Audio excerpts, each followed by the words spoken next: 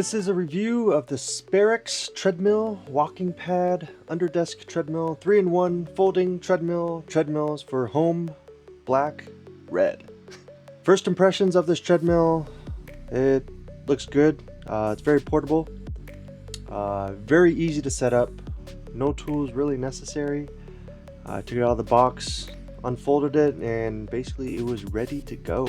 Comes with oil, Allen screwdriver combo. It comes with the emergency cord, and it comes with a remote. So I needed an indoor treadmill to combat the heat. The summers in Vegas get very bad. It's about 118 degrees right now, and I cannot run or walk or anything outside. It is very miserable.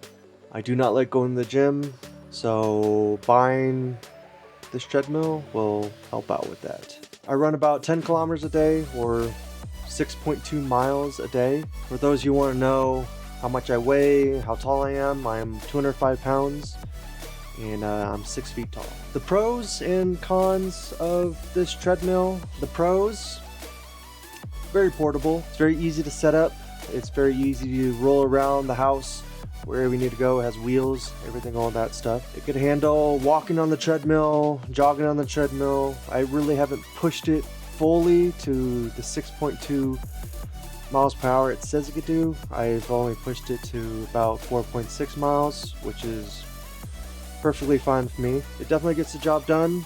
It gets the job done. I like how I could just roll it into my room, use it, roll it back out, put it in the closet. We're good to go. The cons. There's a few more cons than pros. When I am running on it, I do tend to lose control while I'm running. I don't know if I need to adjust it a little bit better.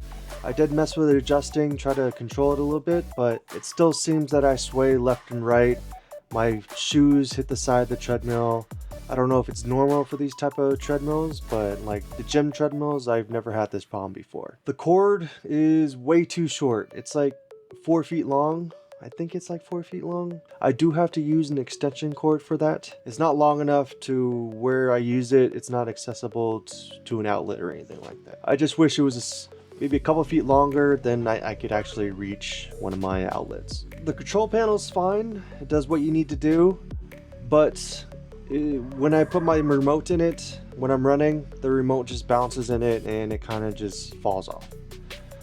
Maybe a deeper pocket for the control panel for the remote, and for the emergency cord, that would definitely be a little bit better, or something silicone where I could put the remote in and it doesn't move or anything like that.